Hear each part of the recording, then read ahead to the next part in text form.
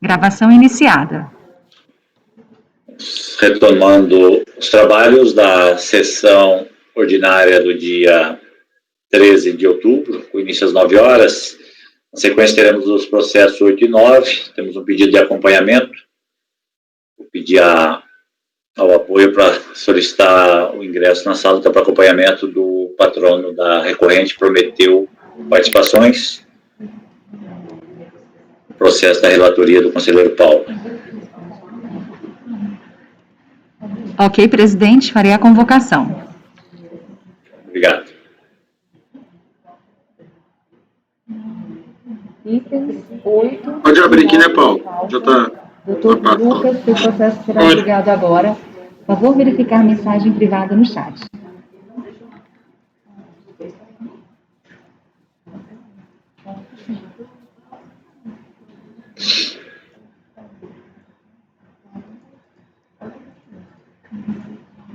Itens 8 e 9 da pauta, Dr. Lucas, seu processo será julgado agora. Por favor, verificar mensagem privada no chat. Patrono convocado, presidente.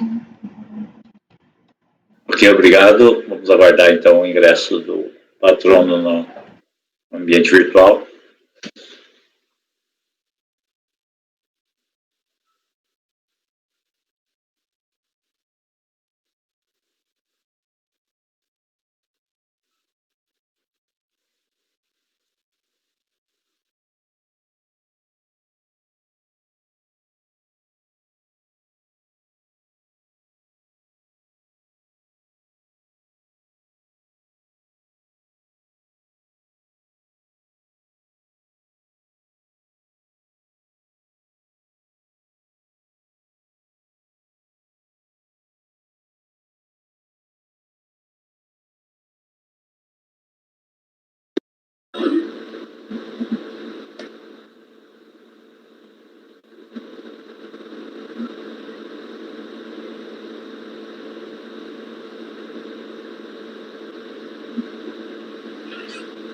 Bem, bom dia, doutor. Bom dia, presidente. Bom dia, turma. O senhor só vai acompanhar, né? Sim, só acompanhar, presidente. Ok, então vamos iniciar o processo do item 8. O relator Paulo Henrique pode fazer o relatório e em seguida já pode ir ao voto, Paulo, para que não vai haver sustentação. Certo. O processo trata de declaração de compensação, por meio do qual a recorrente compensa suposto saldo negativo de IRPJ relativo ao ano calendário 2006, no montante de 1.600.000. O despacho decisório reconheceu parcialmente o direito creditório, limitando ao montante de 849 mil, pelo fato de que apenas parte das retenções, 6.600.000 de 7.100.000, que comporiam o referido saldo negativo de IRPJ, foram confirmadas, bem como pela ausência de confirmação dos valores das estimativas supostamente compensadas com saldos negativos de períodos anteriores. Então, houve a homologação de uma das DECOMPs, parcialmente uma outra DECOMP, e 3 DECOMPs não foram homologadas. A corrente apresentou recurso por meio de sua incorporadora, o qual sustentou a nulidade do despacho decisório por ausência de motivação quanto ao indeferimento das parcelas compensadas, com estimativa. Também o despacho decisório seria nulo, já que a decisão quanto às compensações realizadas nos presentes autos dependeria da decisão a ser proferida em outros 3 processos administrativos. Então, deveria ter havido a suspensão do julgamento, então, o julgamento conjunto dos processos. Em terceiro lugar, não seria possível a cobrança das estimativas compensadas após o ano calendário de 2006. Serviços prestados pela pessoa jurídica proceda por ela incorporada e por outras pessoas jurídicas sofreram retenções de IRF, estariam devidamente provadas por meio de comprovantes de rendimentos pagos anexados aos autos. Esses foram os argumentos dela na manifestação de inconformidade. A decisão de primeira instância rejeitou a preliminar de prejudicialidade em relação aos processos administrativos, que trataram das compensações, por vez que não poderia ser realizada a glosa de tal valor na composição do saldo negativo analisado no presente processo em função da não homologação das compensações tratadas em outros processos, ambos dos quais deveria ser realizada a cobrança da estimativa eventualmente indevidamente compensada. Mesma linha que tem sido adotado. Rejeitou ainda a alegação de nulidade, por considerar que a justificativa para o não reconhecimento da parcela do crédito estaria devidamente indicada pela autoridade administrativa.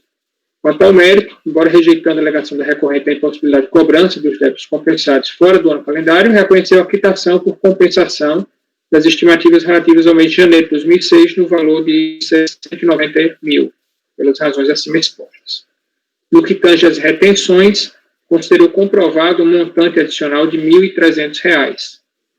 Destacou que as retenções relacionadas à fonte pagadora inscrita no CNPJ sob o número 3300 foram efetuadas sob o Código de Receita 6190, o qual abrange outros tributos além do IRPJ, e que o despacho decisório já teria admitido todo o valor passível de reconhecimento.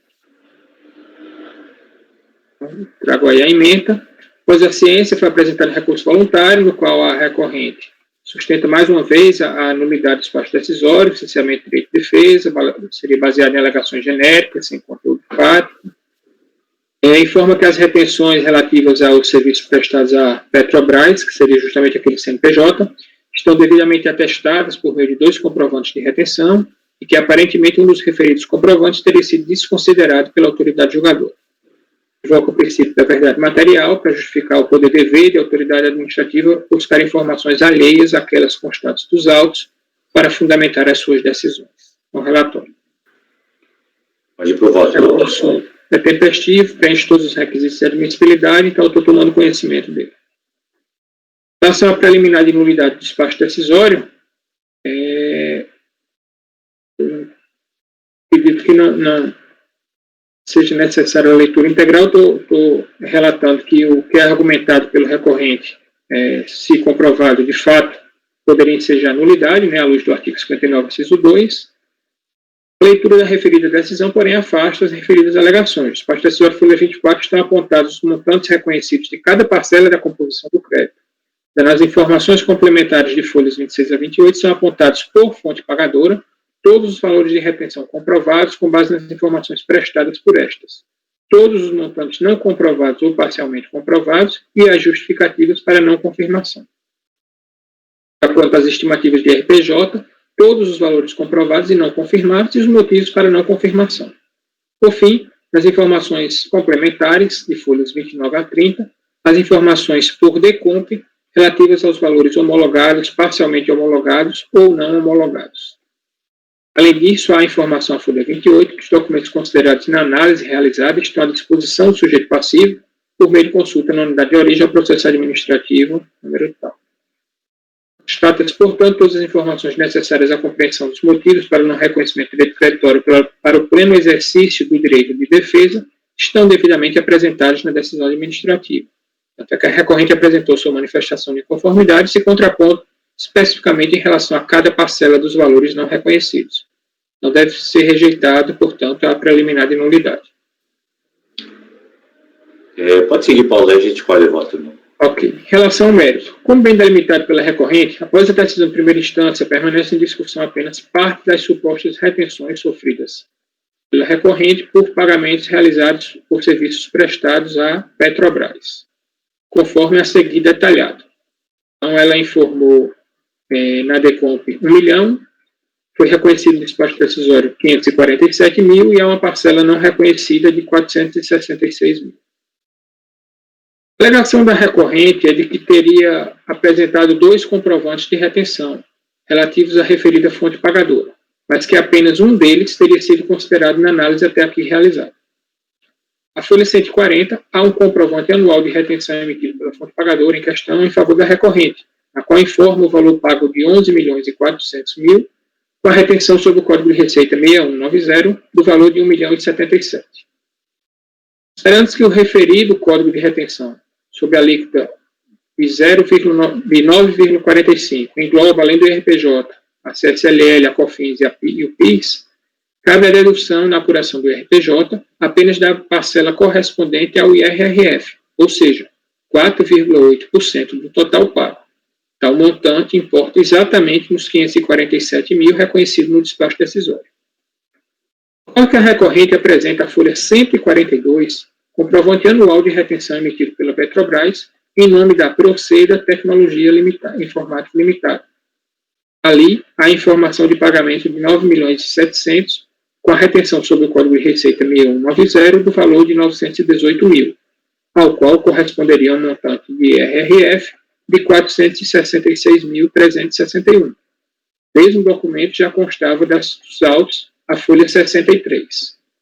Ou seja, caso as retenções informadas no referido comprovante de retenção sejam aceitas em favor da recorrente, estaria comprovado todo o valor de IRRF considerado na composição do saldo negativo compensado na DECOM. O fato de que a Procer Tecnologia foi incorporada pela recorrente e que tal incorporação se deu antes do ano calendário de 2006, de modo a que esta fizesse jus ao aproveitamento das retenções na apuração do IRPJ devido, é constatado a partir do acórdão número proferido pela DRJ no processo administrativo tal. Ali, há extrato de consulta ao sistema informatizado CNPJ, que demonstra que a referida incorporação ocorreu e se deu em 31 de setembro de 2005. Esse processo é o outro processo que nós vamos julgar nessa mesma sessão, tá? Então, eu trago o excerto aí. Tanto é assim que, por meio do acórdão recorrido, foram admitidos os comprovantes de retenção de folhas 62 e 65, emitidos em nome da Proceda. Então, nesses próprios autos que nós estamos julgando, já houve a admissão de retenções efetuadas em nome da Proceda. Nesse sentido, devem ser igualmente admitidas as retenções comprovadas por meio do comprovante de folha 142, de modo que resta integralmente comprovado o saldo negativo compensado nas decompras sob análise no presente processo.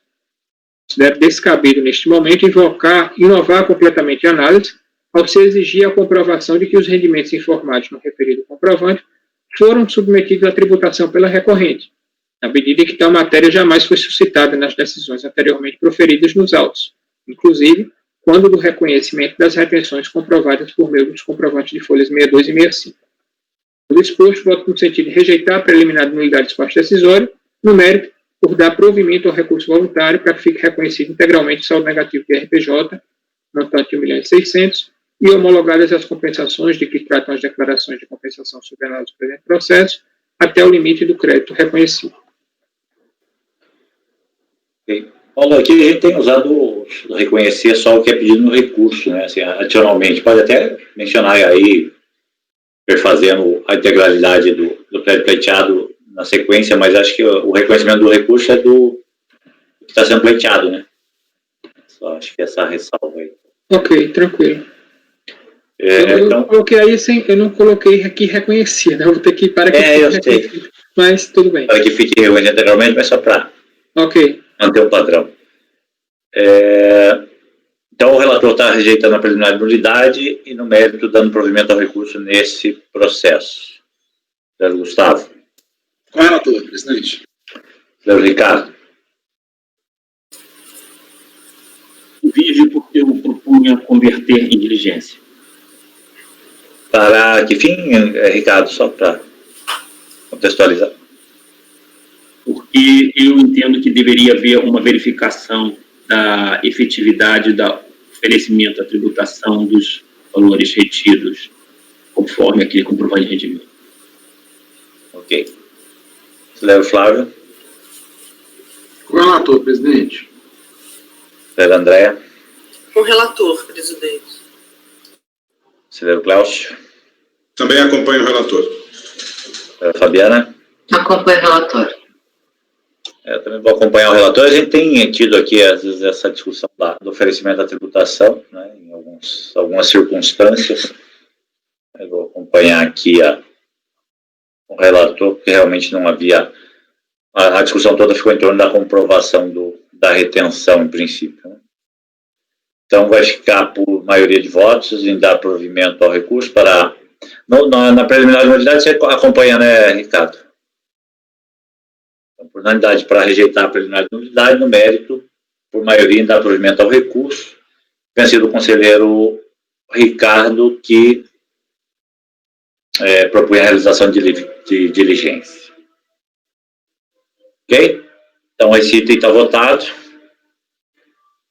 Próximo item, pode começar o relatório, Paulo.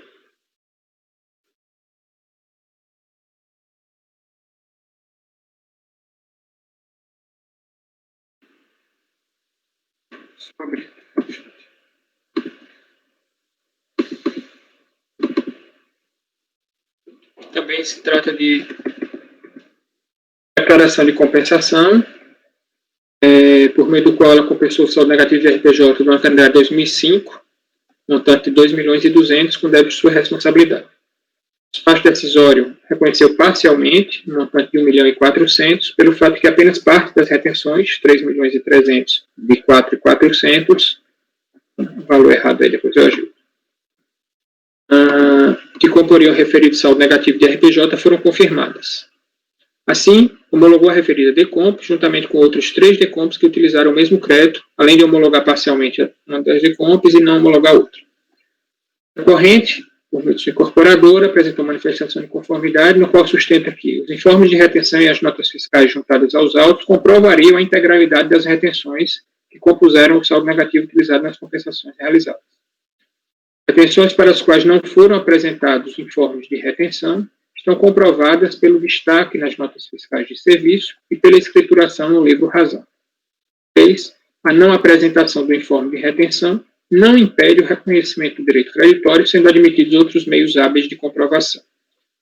A decisão de primeira instância considerou que os elementos de prova juntados aos autos comprovariam mais 41.900 em retenções realizadas no ano calendário 2005, destacou que os valores pagos e retidos relacionados com a fonte pagadora inscrita no CNPJ sob o número 3300 se referem aos meses de janeiro a junho, e as retenções sofridas pela pessoa jurídica Proceda, incorporada pela recorrente em 31 de julho, e há retenções sofridas pela pessoa jurídica, incorporada pela recorrente em 31 de julho, sem que tenha sido declarada na DIPJ da incorporada qualquer saldo negativo de RPJ. Tá? Então, essa Proceda ela só foi incorporada em julho, mas essas retenções aí, que são relativas à Petrobras também, elas se referem ao período anterior à incorporação. E na DIPJ da incorporada não existe nenhum saldo negativo.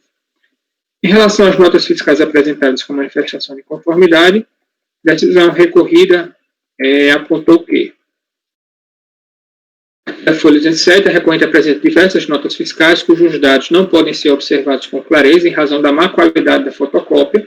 Entretanto, é possível verificar serem notas de prestação de serviço e expedição da recorrente. Em muitas delas, inclusive, não se pode observar as informações sobre retenção de IRRF.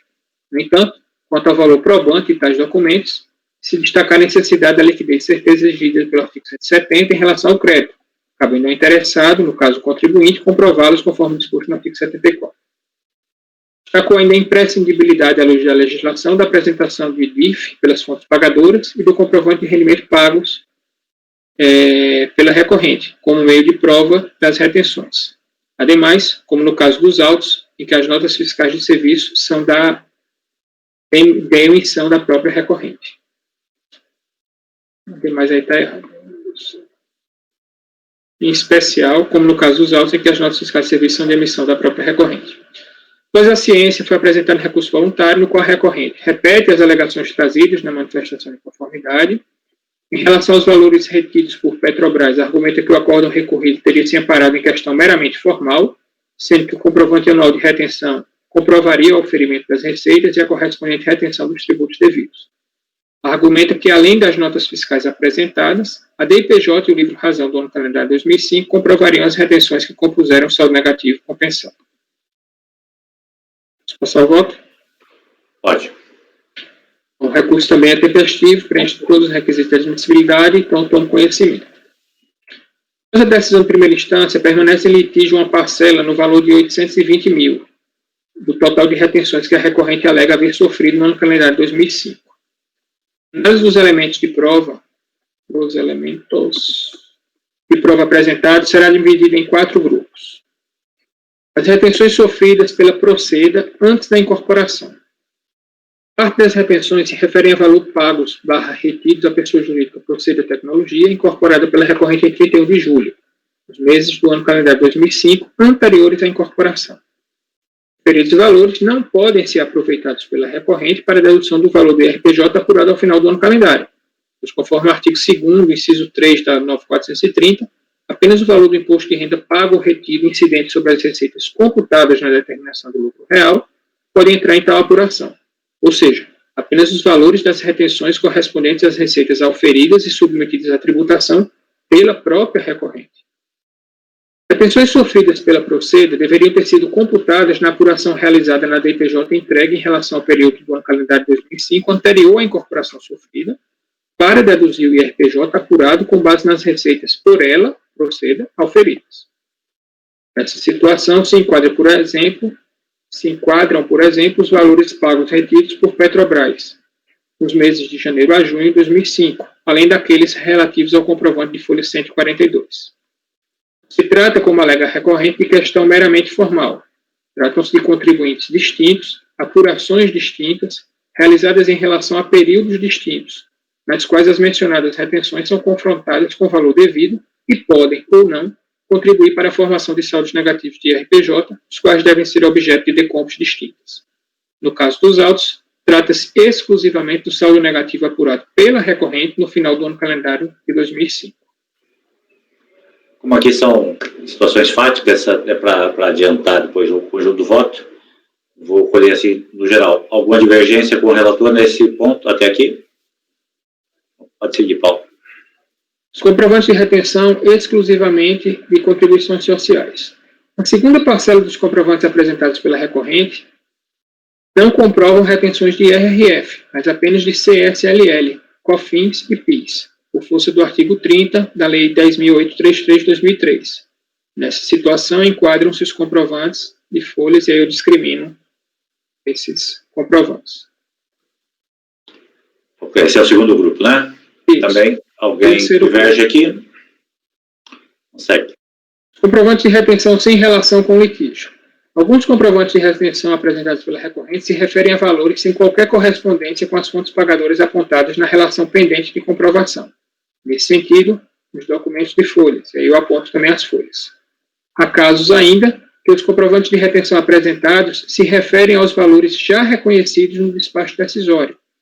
Por exemplo, os elementos constantes e as folhas tais. Nessa situação, alguma divergência? E Por fim, o outro grupo, das retenções constantes de notas fiscais. Para comprovação de outra parte das retenções, a recorrente apresenta notas fiscais de sua emissão. A decisão de primeira instância as rejeitou como elementos de prova em decorrência da impossibilidade de verificação com clareza dos seus dados, por força da má qualidade da fotocópia, a ausência de informações acerca da retenção de IRRF e da necessidade de apresentação de DIF por parte das fontes pagadoras e dos comprovantes de rendimentos pagos ou creditados por parte da recorrente. Se concordar com a recorrente no sentido de que a comprovação das referidas retenções não se dá exclusivamente por meio da apresentação dos comprovantes emitidos pela fonte pagadora. E aí eu invoco a súmula CARF 143, que permite a comprovação por meio de outros instrumentos hábeis e idôneos. Os presentes autos, contudo, de fato, boa parte das notas fiscais apresentadas pela recorrente estão total ou parcialmente ilegíveis, a exemplo daquelas constantes às folhas. Apesar do vício apontado na decisão recorrida, com o recurso não são trazidas versões legíveis dos referidos documentos aos autos. De outra parte, em algumas notas fiscais, cuja leitura é viável, não há efetivamente qualquer registro de retenção de IRRF, a exemplo das constantes às folhas, eu discrimino. Pelo contrário, o valor da duplicata / fatura a pagar coincide exatamente com o valor dos serviços descritos nos referidos documentos fiscais, ou há apenas retenção a título de ISS. Há outras notas fiscais que tratam de retenções já reconhecidas, com base nos comprovantes apresentados pela recorrente. Nessa situação, estão as notas fiscais de folhas, conforme comprovantes de folhas. Ademais, a nota fiscal referente à retenção realizada no ano de 2006, folha 342.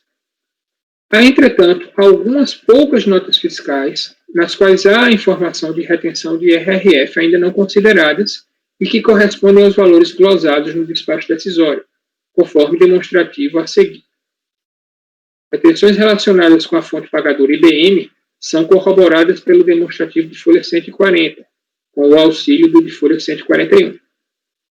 Em relação aos demais valores, além das referidas notas fiscais, a recorrente somente acrescenta que as retenções se encontram apontadas na sua DPJ, relativa ao ano calendário 2006, e que constariam do seu livro Razão. O fato das referidas retenções estarem informadas na DIPJ por ela apresentada não é prova da sua existência.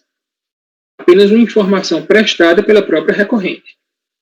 Quanto às planilhas que supostamente espelham o seu livro Razão, arquivos não pagináveis anexados às folhas 481, não há como recepcioná-los como escrituração contábil, menos ainda com o valor de prova conferido pelo artigo 923 do RI. São linhas de informações e códigos sem qualquer comprovação de que efetivamente constam do livro diário da recorrente, o qual não é apresentado. Os elementos deste modo não são suficientes para a comprovação das retenções e de que os valores sobre os quais estas incidiram foram submetidos à tributação, tal qual exigido pelo artigo 2º, parágrafo 4º da 9430. É que, ainda que admitidas outras provas hábeis e idôneas que não exclusivamente os comprovantes de retenção, os elementos apresentados não comprovam efetivamente a ocorrência da retenção. Não se sabe se houve pagamento referente às notas fiscais em questão, se foi retido o IRRF e se as respectivas receitas foram submetidas à tributação. As exigências legais são corroboradas pela súmula CAF 80. Se trata aqui de inovar nas exigências. É a recorrente que se contrapõe à exigência posta pelos julgadores ACO, deveria, portanto, apresentar prova hábil e idônea capaz de conferir liquidez e certeza ao crédito que deseja compensar. Em relação ao princípio da verdade material e a possibilidade de realização de diligências, estes não podem servir para a construção pela autoridade julgadora das provas cujo ônus de apresentar recaia sobre o contribuinte. Eu trago a decisão da turma 1401. Todo exposto pode no sentido de dar provimento parcial ao recurso voluntário para, em adição aos montantes acatados nas instâncias anteriores, reconhecer o direito creditório correspondente ao valor de 2.104 e homologar as compensações declaradas até o limite do crédito total reconhecido no presente processo. Ok, Paulo. Eu só não perdi aqui que ponto que você reconheceu esse valor. Nos quadrinhos ali.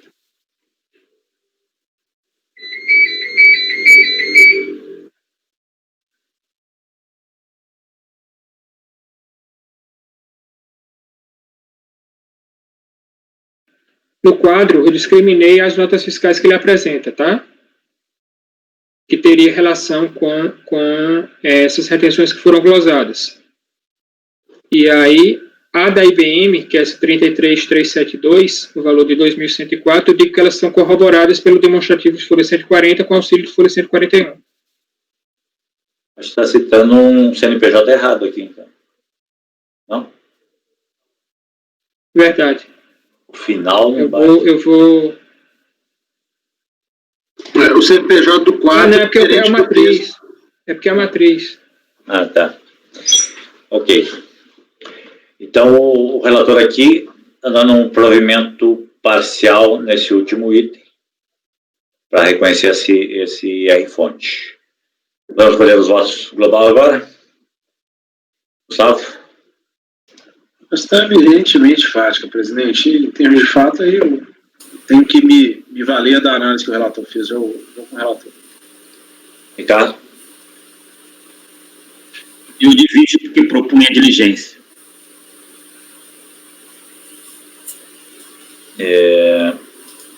Flávio? Com o relator, presidente. Andréa? Correlator, presidente. Cléucio? Também vou acompanhar o relator. Fabiana?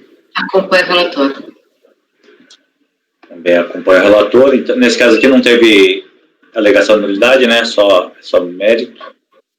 Então vai ficar por maioria de votos em dar provimento parcial ao recurso. Temos o relatório e voto do relator. Vencido o conselheiro Ricardo, que propunha a realização de diligência. Ok? Certo, doutor? Obrigado, relator. Bom trabalho para todos. Obrigado, doutor.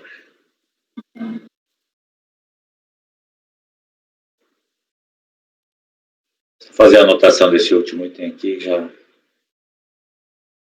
Temos o próximo item, que também é da relatoria do Paulo, mas temos uma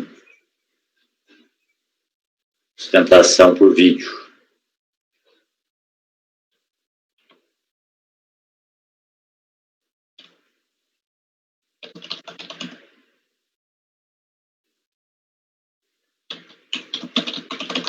próximo item, só adiantando, eu estou propondo uma diligência, tá? Mas como ao vídeo, a gente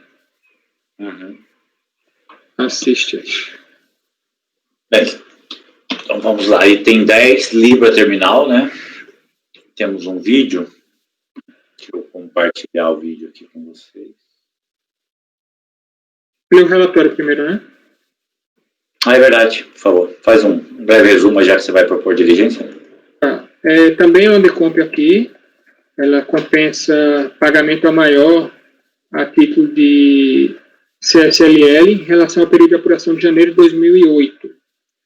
A parte decisória não reconheceu porque o pagamento que ela aponta na Decomp estaria integralmente alocado ao débito que ela havia confessado. Na manifestação de inconformidade, ela alega que se equivocou no preenchimento da DCTF. E teria confessado só um débito de 168 mil, que corresponde exatamente ao valor do pagamento tratado na Decomp, quando o correto seria a indicação de um débito de 471 mil, sendo que ela pagou 168 e compensou 314. Então, o valor compensado lá surge justamente da soma desses 168 com 314, subtraído dos 471, que seria o débito que ela deveria ter confessado na DCTF. Feita, porém, que o débito estaria aprovado por meio de planilhas, demonstração do lucro real, DCTF, relativo aos períodos anteriores, maio a dezembro de 2007, DIPJ, relativo ao ano calendário 2007, e que procedeu à retificação da DCTF do período. Invocou também o princípio da verdade material.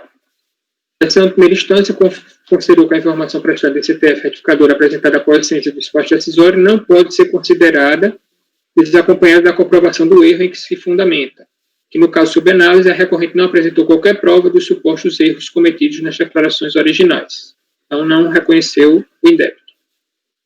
No recurso voluntário, ela reitera o que alegou na manifestação de conformidade, destaca o fato que não teria havido alteração no valor do débito e reforçando a invocação do princípio da verdade material. É o relatório? Então vamos compartilhar o vídeo aqui. A patrona do contribuinte, Helena Duque, vai fazer a apresentação das razões.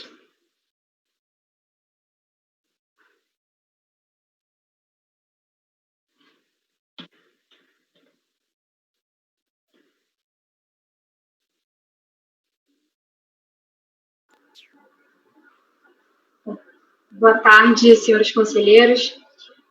O recurso voluntário que será julgado agora foi interposto contra um acórdão proferido pela Delegacia de Julgamento da Receita Federal, que manteve o despacho decisório que não homologou o pedido de compensação feito pela recorrente. E esse acórdão foi baseado em 2 pontos.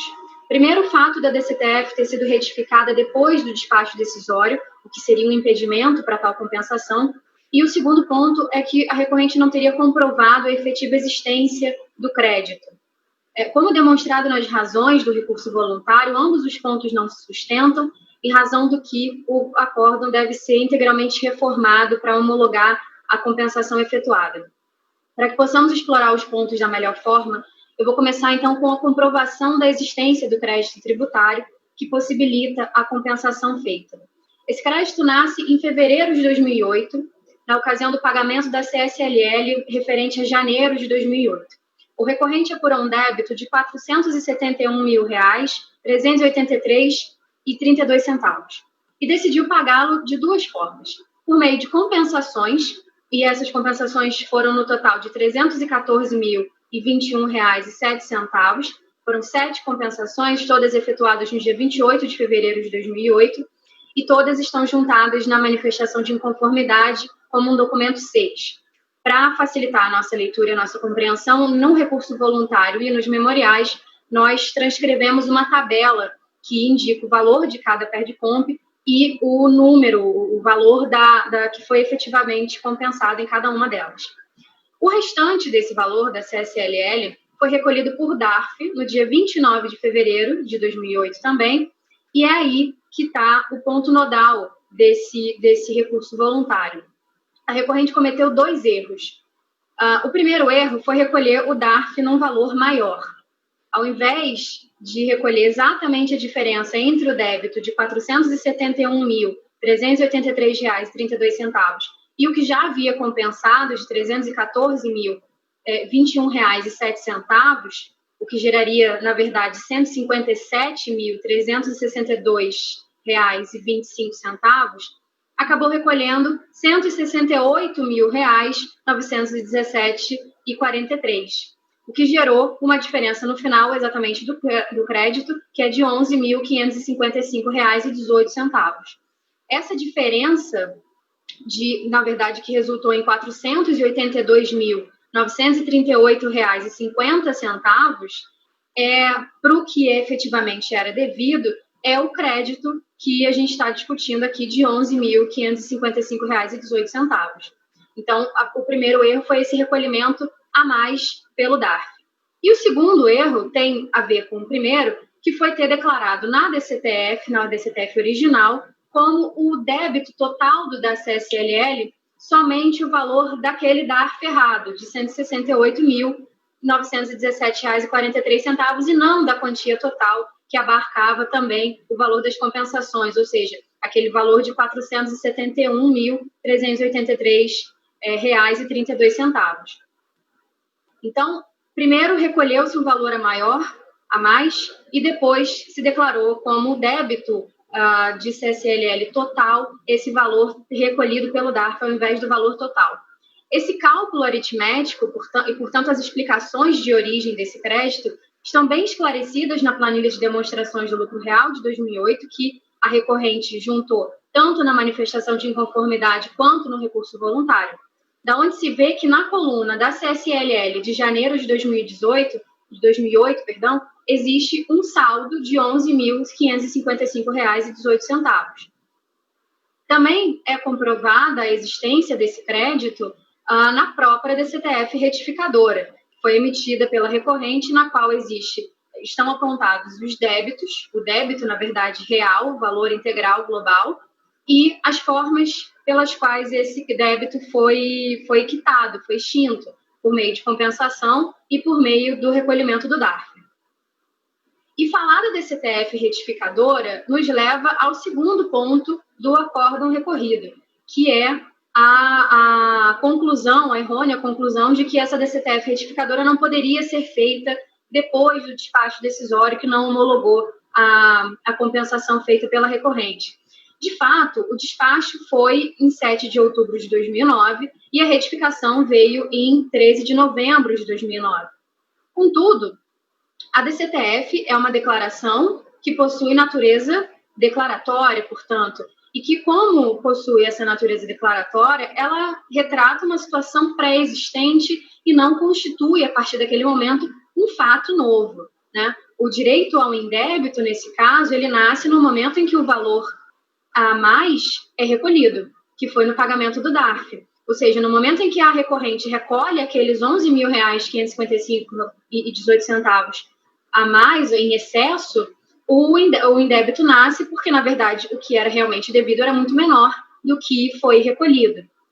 Isso é expressamente garantido pelo artigo 165, inciso 1º do Código Tributário Nacional.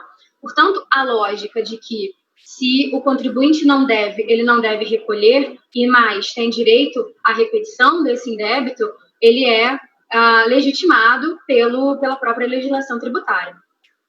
E aí, como sabemos, o processo administrativo ele é regido pelo princípio da verdade material, né? O que quer dizer que a administração pública deve sempre buscar os meios, mesmo que de ofício até, nos quais os fatos verdadeiramente se desenvolveram. Nesse caso, deve ser buscado acuradamente a existência e a origem do crédito tributário capaz de respaldar a compensação que foi efetuada, sob pena de, na verdade, nós nos prendermos a um formalismo excessivo que nem esse próprio Conselho e nem essa turma, na verdade, consideram que seriam capazes de se sobrepor à verdade material, à realidade dos fatos.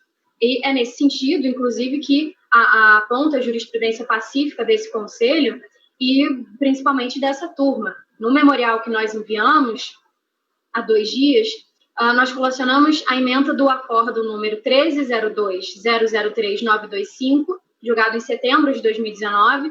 Pode parecer um lastro de tempo, né, um ano, muito tempo, mas com as circunstâncias que nós vivemos, o número de julgados em um ano diminuiu bastante, então é um julgado bastante recente, né, na verdade. O voto vencedor daquele acórdão foi redigido pelo próprio relator desse recurso voluntário e caminha bem no sentido de que essa turma entende que é possível, sim, retificar a DCTF depois do despacho decisório ter sido proferido, em homenagem, inclusive, ao princípio da verdade material, né? O que aconteceu de fato e não o que um erro não pode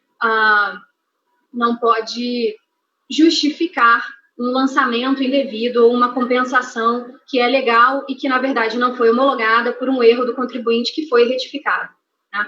Para além desse entendimento da turma e desse conselho, e aqui eu já vou caminhando para o final, existe o parecer COSIT número 2, de 2015, pelo qual a Receita assenta, na verdade, toda a jurisprudência e tudo que o CARF e a própria Receita já vinha fazendo, no sentido de que a DCTF, eu passo bem aqui para ler parte do trecho da ementa que nos interessa. Não há impedimento para que a DCTF seja retificada depois de apresentado o PERDCOMP, que utiliza como crédito o pagamento inteiramente alocado na DCTF original, ainda que a retificação se dê depois do indeferimento do pedido ou da não homologação da compensação.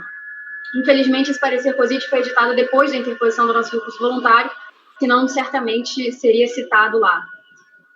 Bom, então, diante de tudo que foi exposto, de todos os argumentos também expostos no recurso voluntário, a recorrente espera e confia que, uma vez comprovada e efetivamente demonstrado nos autos a existência do crédito, esse crédito de R$ 11.555,18, que foi recolhido a mais na ocasião do pagamento da CSLL em fevereiro de 2008, e respaldado na jurisprudência desse conselho, dessa turma, e na orientação para a administração pública emitida pela Receita Federal como um todo, de que é possível retificar a DCTF depois da homologação, depois do despacho decisório que não homologou a compensação, a recorrente espera que seja reformado o acórdão recorrido e homologada, portanto, a compensação feita pela recorrente. Eu agradeço a oportunidade, em meio a esses tempos de digitais e virtuais, de expor essas razões por vídeo. Espero que todos estejam bem, com saúde. Boa tarde a todos e a todas.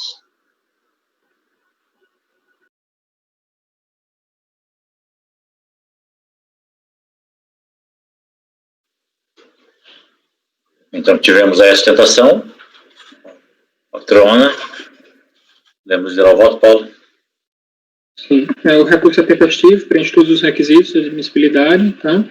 E aí, como já adiantei, eu estou propondo a conversão em diligência. Eu acho que a situação ficou bem esclarecida pela recorrente, só que aqui a gente tem um problema, nós não temos nos autos a DCTF original.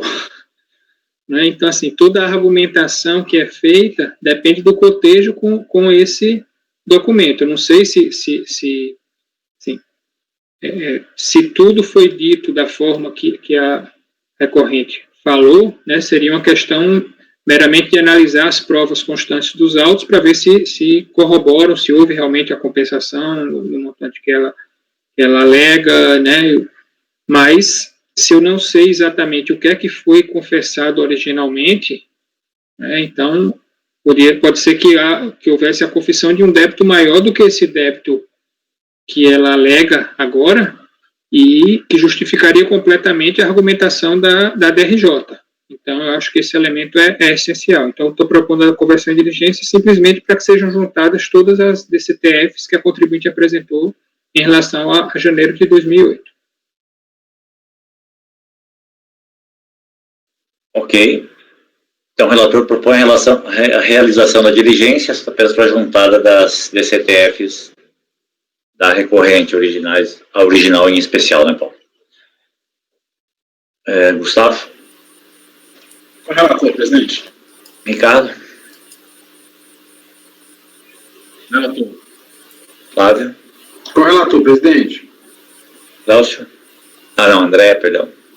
Acompanho o relator, presidente. Lélcio? Também com o relator, presidente. Fabiana?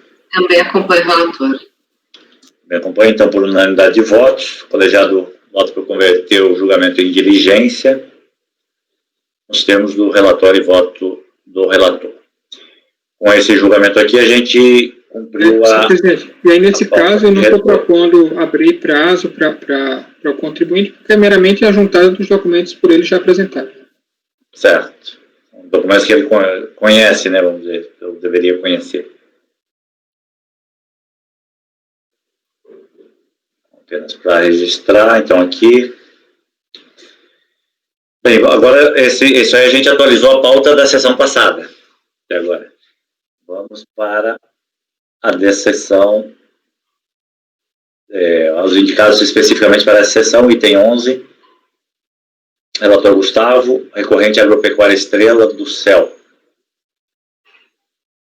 Vai, Gustavo. Ok.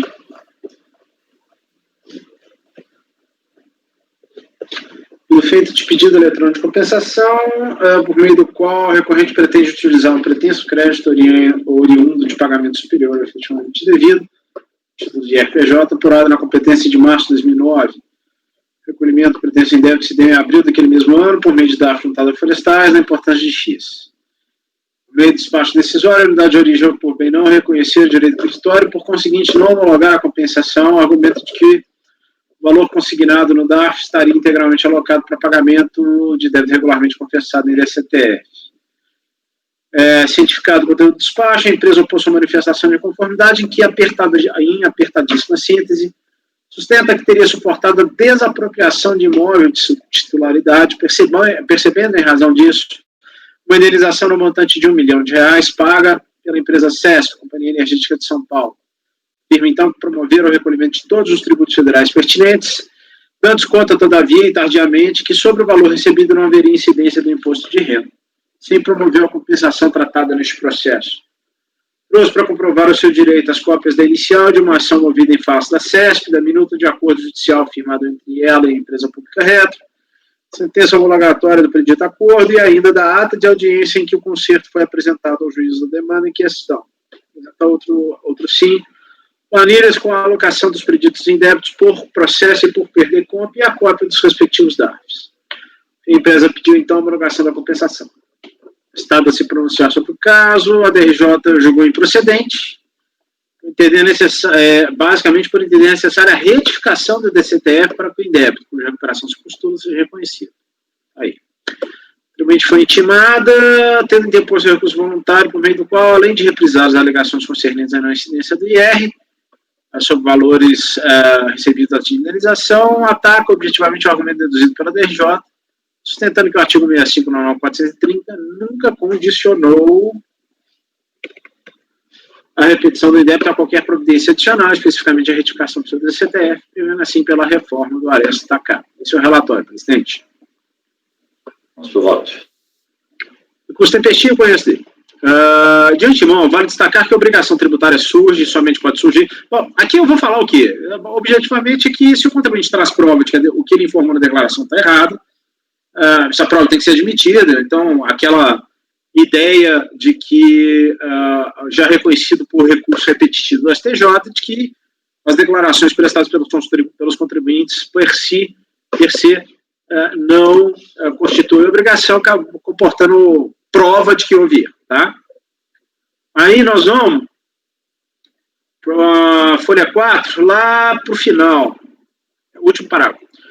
Como destacado no relatório que precede este voto, a DRJ se recusou peremptoriamente a analisar os documentos e argumentos trazidos pelo insurgente, sob o argumento de que, ao não proceder à retificação do seu DCTF, a empresa não teria permitido surgir um indébito cuja recuperação se pretende.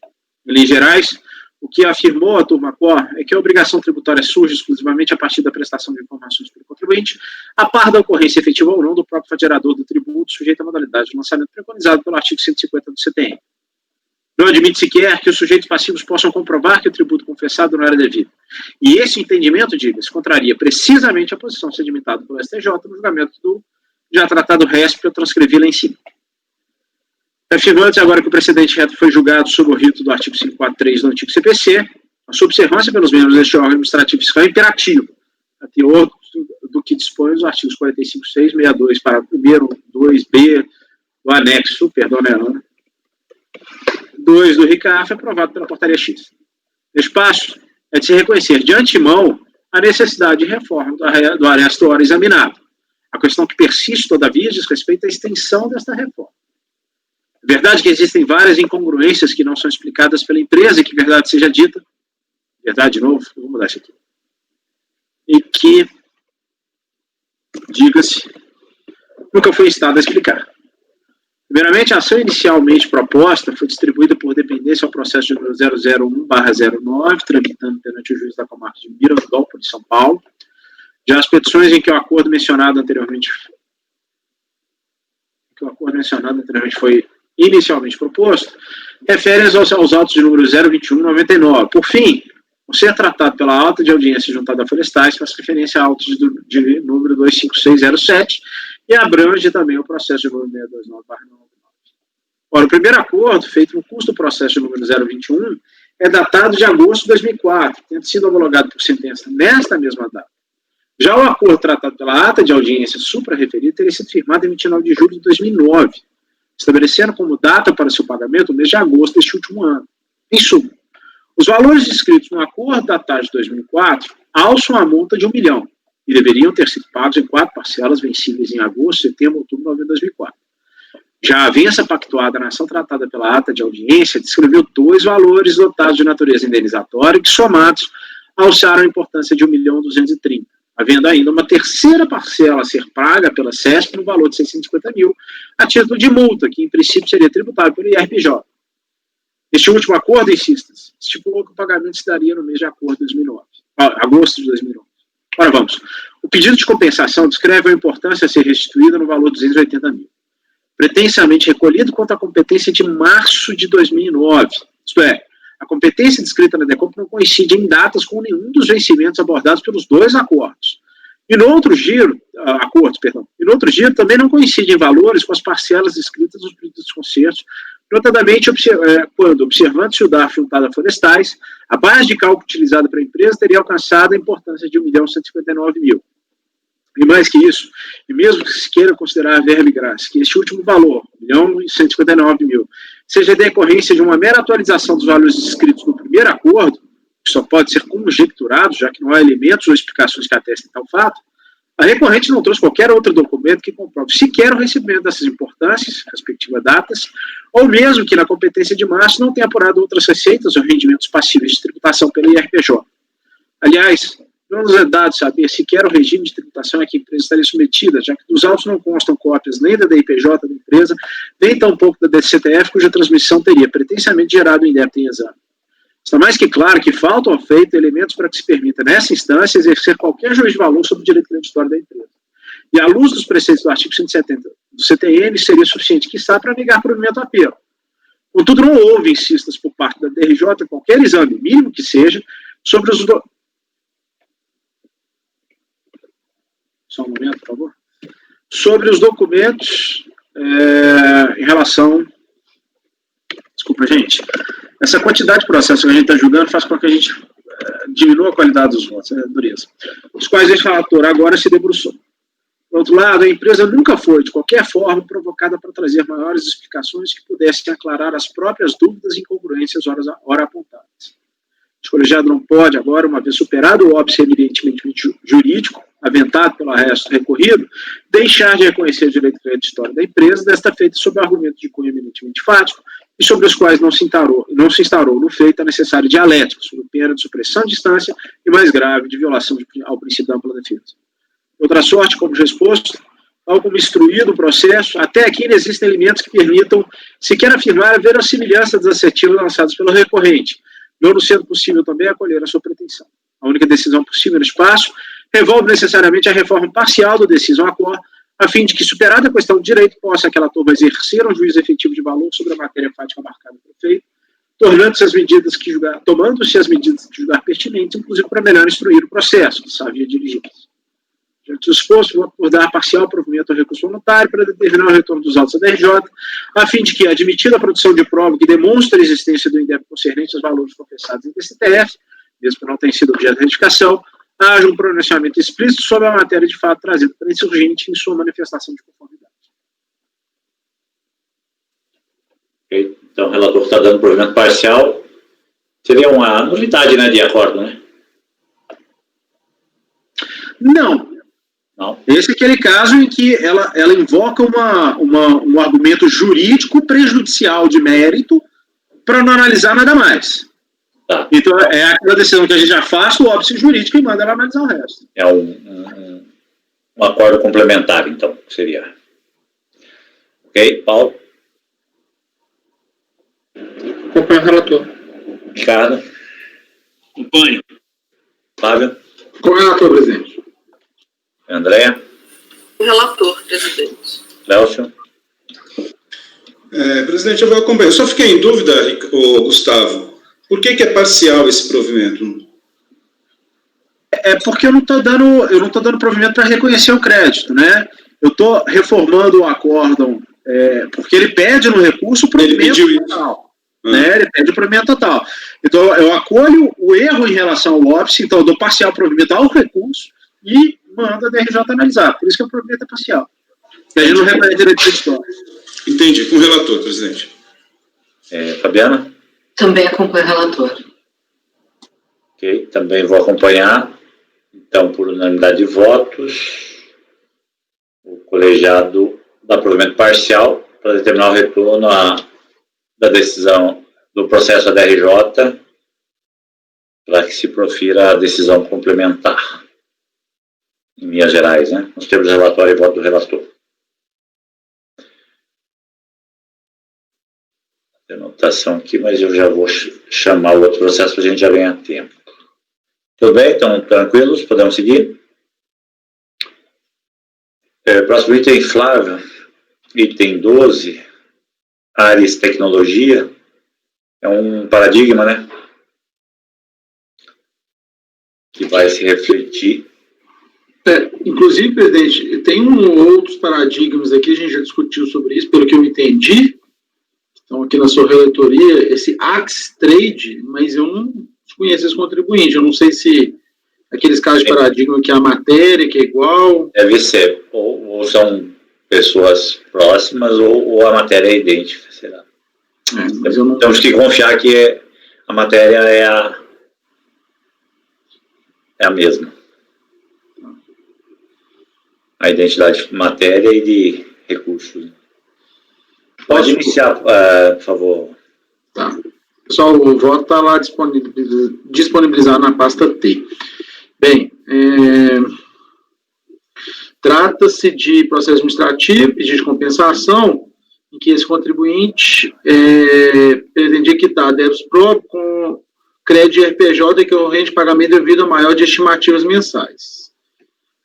O despacho decisório emitido não reconheceu o direito creditório, uma vez que identificou-se improcedente do crédito formado pelo PDCOM, por tratar de pagamento a título de estimativa mensal de pessoa jurídica tributada pelo lucro real, caso em que o recolhimento somente pode ser utilizado na dedução do IRPJ ou da CS, devido ao final do período de apuração ou para compor o saldo negativo de IRPJ e CS do período.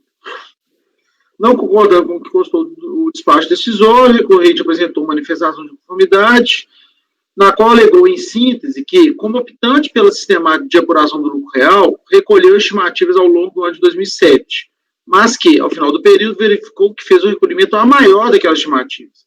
Para comprovar suas obrigações, juntou os autos da IPJ e a DCTF.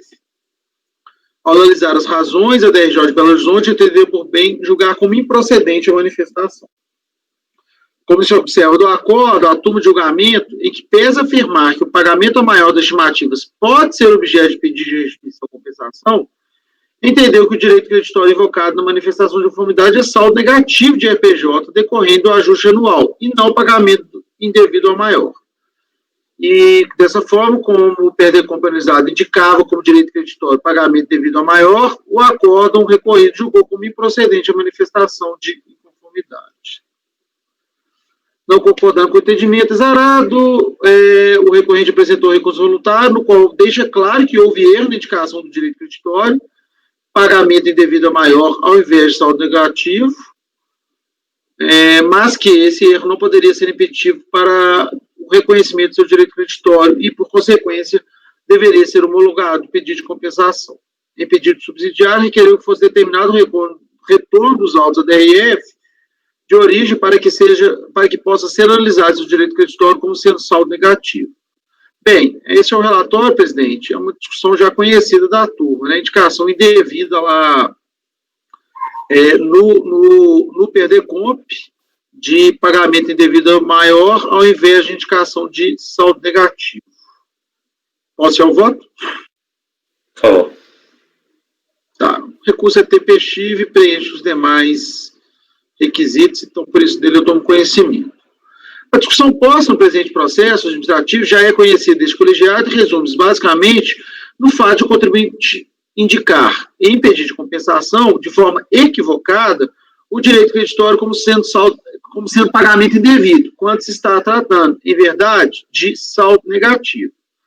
Como se observa do acordo proferido pela DRJ, aquela turma de julgamento reconheceu o erro cometido pelo contribuinte, em especial quando afirma. A própria DRJ já parte dessa premissa, né? Assim, sendo os recolhimentos das estimativas não constituem pagamentos indevidos ou maior, eles não estão disponíveis para restituição ou compensação, porque, além de devidos, foram totalmente utilizados na dedução da apuração do IRPJ. Aí ela cita a DPJ. Bem, aí já indo para mim aqui, mesmo com o reconhecimento do equívoco, que não é negado pelo recorrente no apelo apresentado, aquela da RJ entendeu que o direito creditório não poderia ser reconhecido, sob o argumento de que o tipo de crédito que trata é literalmente pagamento devido a maior e não saldo negativo. Assim, consignou-se que, tendo em vista o erro cometido pelo contribuinte na indicação do crédito no pedido de compensação, não seria possível reconhecer o direito creditório e, por isso, dever-se-ia manter a não homologação da compensação. Contudo, o entendimento que tem prevalecido nesse colegiado é no sentido de que, uma vez comprovado o cometimento de erro de fato no preenchimento da DECOMP, há a possibilidade de convolução do pedido de restituição de pagamento indevido a maior em pedido de restituição de saldo negativo. Nesse sentido, cita recentes precedentes dessa turma de julgamento. Aí eu estou trazendo 2 precedentes aqui, na nossa turma, um inclusive aqui de março de 2020.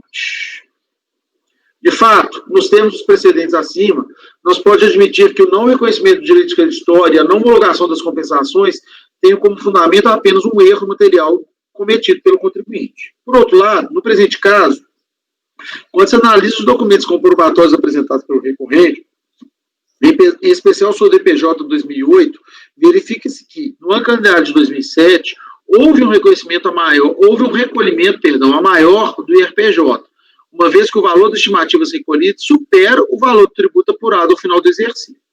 Entretanto, o despacho decisório partiu de uma premissa de que o crédito seria relativo às estimativas recolhidas a maior, não fazendo uma análise da existência do saldo negativo. Tampouco verificou-se se este saldo negativo foi utilizado em outros pedidos de compensação.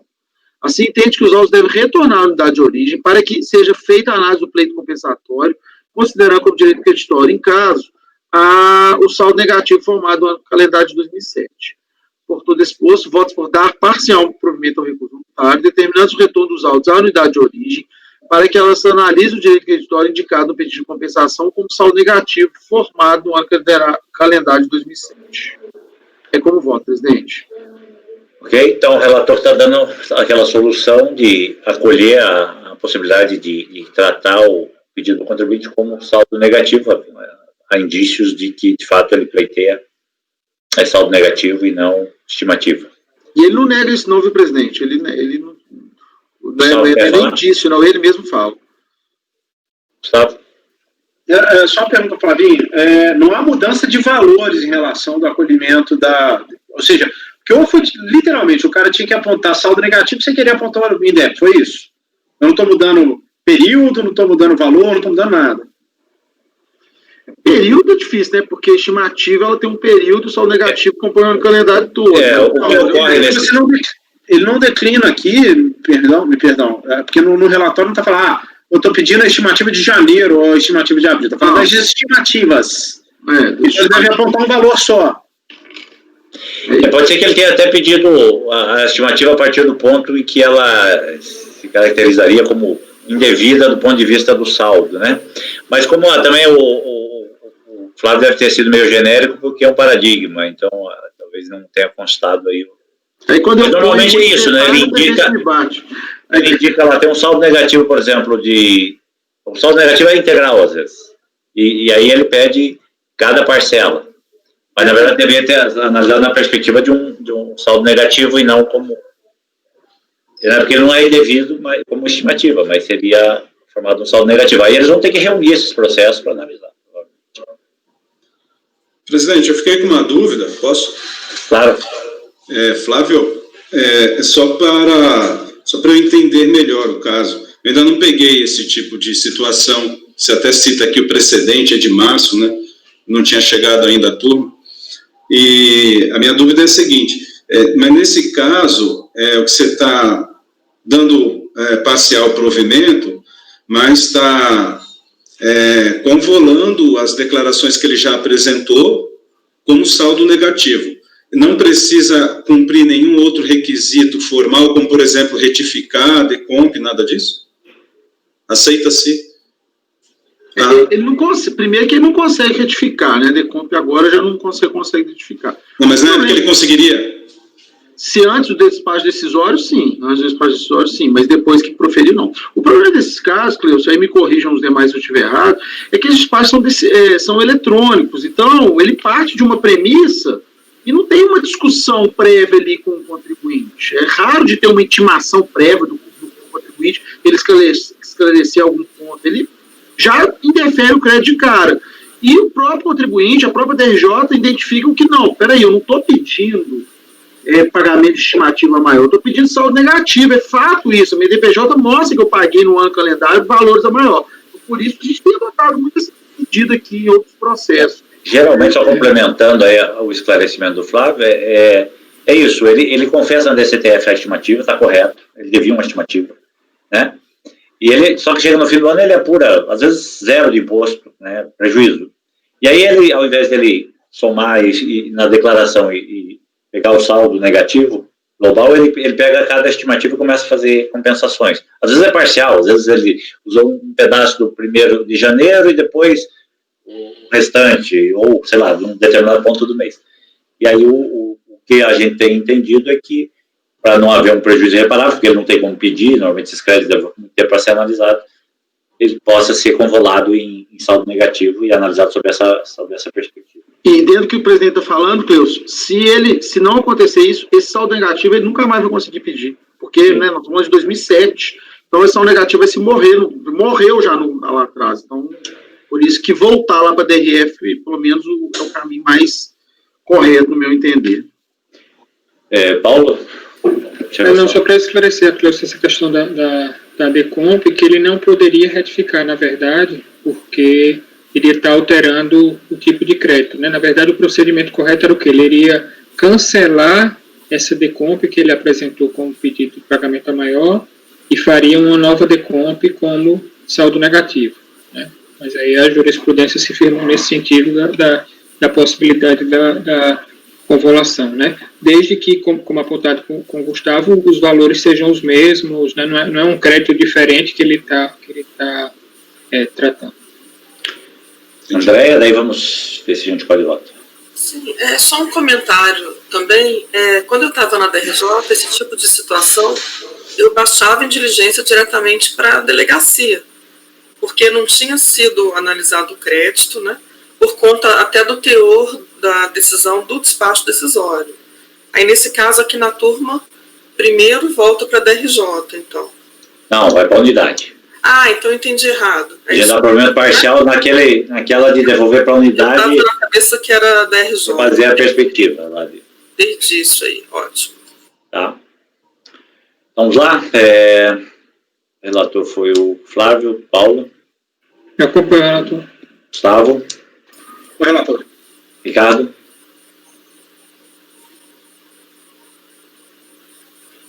O relator. Andréia. Com o relator, presidente. Lélcio. Também vai acompanhar o relator, presidente. Fabiana? Acompanho o relator. Também acompanha, então, por unanimidade de votos, dá provimento parcial ao recurso para determinar o retorno dos autos à unidade de origem para a continuidade da análise de direito creditório como saldo negativo, nos termos do relatório e voto do relator. Esse processo vai replicar o resultado nos itens 13, 14, 15, 16, 17, 18 e 19. Tá? Nós temos uma questão aqui prática, de ordem prática, eu preciso consultar o apoio para efeito da questão da continuidade de julgamento. São dos 11h48. Normalmente ela encerra para o almoço, aí o pessoal do apoio às 12 horas. Você quer fazer a interrupção, Patrícia? Presidente, houve uma alteração, agora a gente fica na parte da manhã até encerrar a sessão. Ah, é? Isso. Ah, tá ótimo. Tá então. bom? Então a gente pode prosseguir mais um pouco. Perfeito. Tá bom, então. Obrigado. Então, podemos seguir mais um pouco, né? Trabalhar mais um pouquinho. Item 20, Brasil Expresso também é outro processo paradigma, né, Gustavo? No meu arquivo que eu mandei para vocês aí, tem dois. Não abre a resolução, não. Abre o... Licença, Matheusinho, tem um processo 16 que está como se você colocou um voto lá. Esse do Flávio não iria até o 15 só não, e o 16 é o seu? Ah, será? Pode ser, gente. Espera aí. Então, talvez seja esse aquele questionamento do Flávio. Eu que não me dei conta. É que como eu fico como relator, o reflexo no repetitivo. Vamos lá, deixa eu olhar. Eu acho que tem razão, Paulo. Sim, tá lá, tá na minha pasta, inclusive, né? Obrigado pelo alerta, Paulo. Esse é o VAR. É isso que a gente tem o VAR, né? É muito melhor que o da CBF. Da CBF fica fazendo o Flamengo ganhar jogo. Fazer o quê?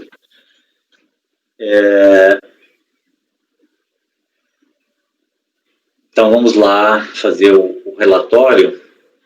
Esse também é um repetitivo. Paradigma, aliás. Então, é um recurso voluntário interposto aí do acordo da DRJ, que julgou em procedência de manifestação, na qual o recorrente se surgiu contra o despacho decisório que não reconheceu o direito creditório de pagamento a maior de IRPJ, código 2089, referente ao segundo trimestre de 2009, e não homologou a compensação.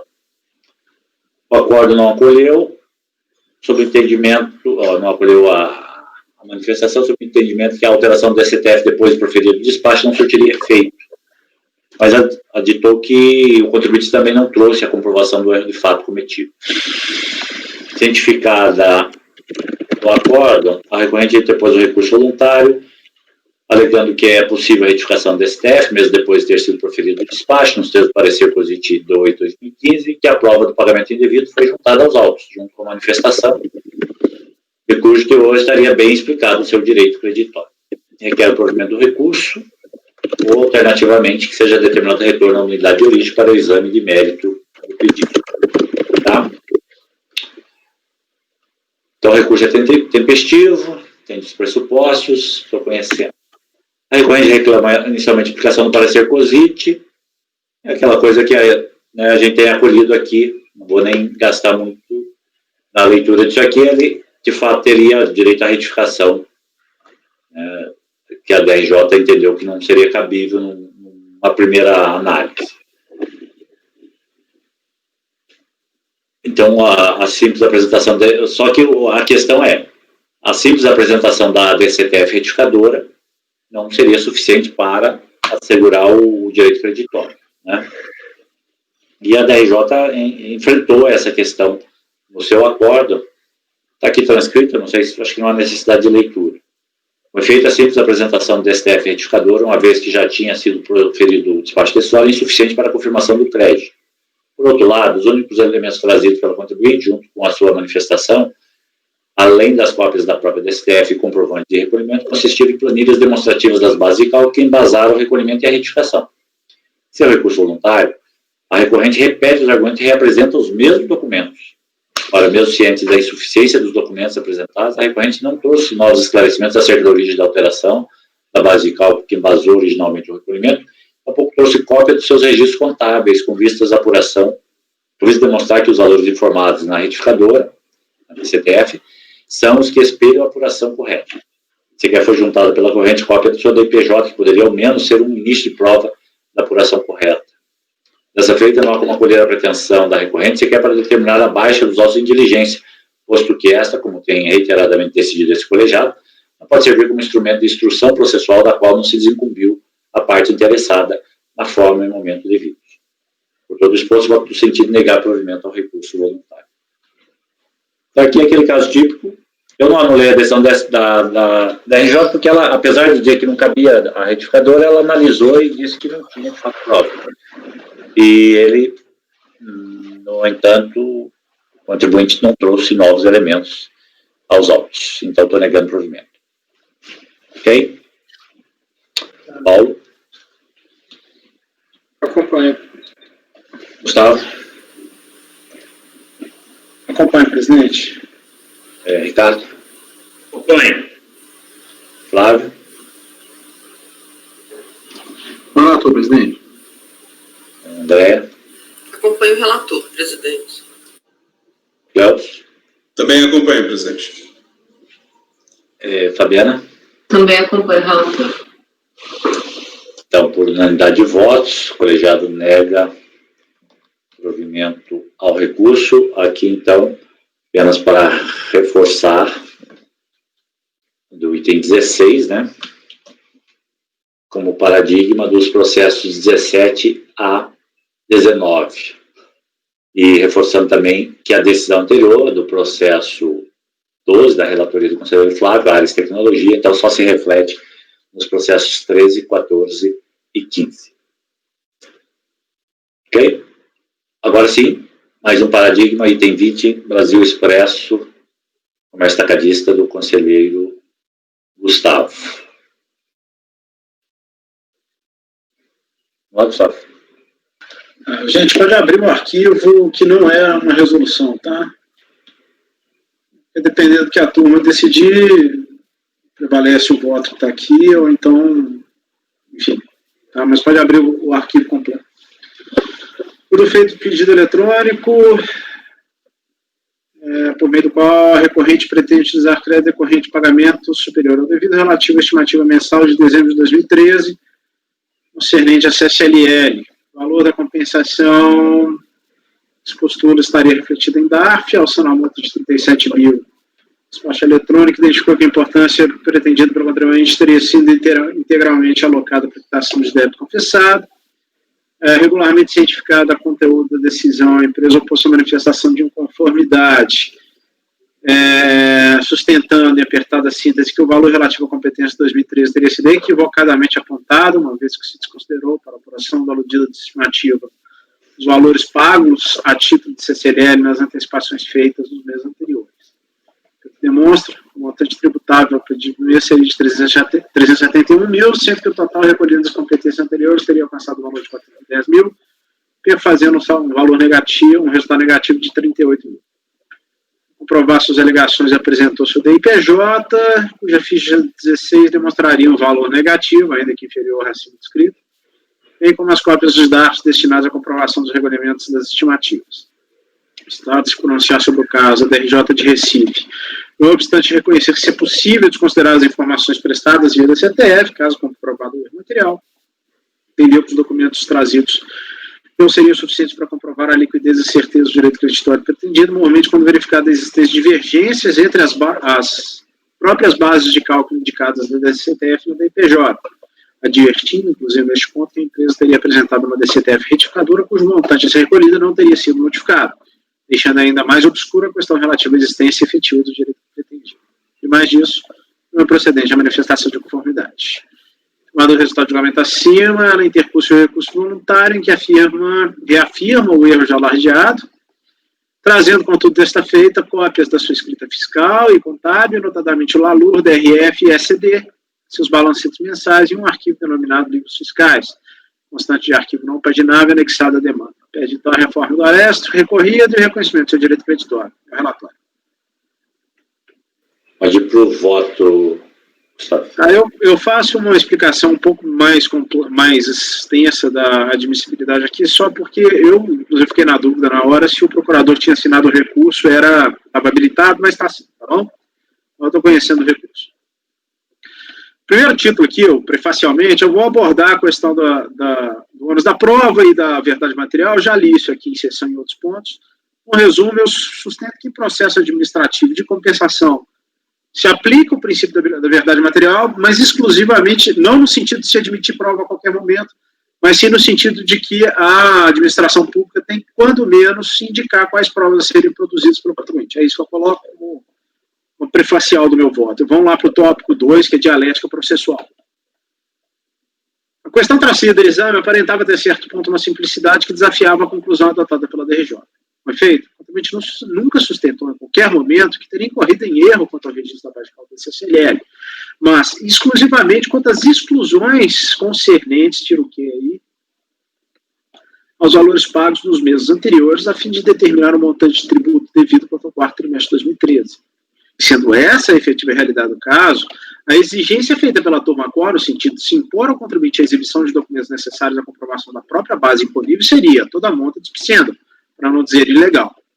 O efeito se a base de cálculo confessado pela empresa via DCTF permitiu o cálculo da exação dos exatos valores inscritos verba e graça no DIPJ, que aponta para um valor de 371 mil, a única prova a ser produzida no feito diria respeito ao fato apontado pelo insurgente, qual seja, falta de cômputo para a definição da predita estimativa das importâncias pagas nos meses anteriores.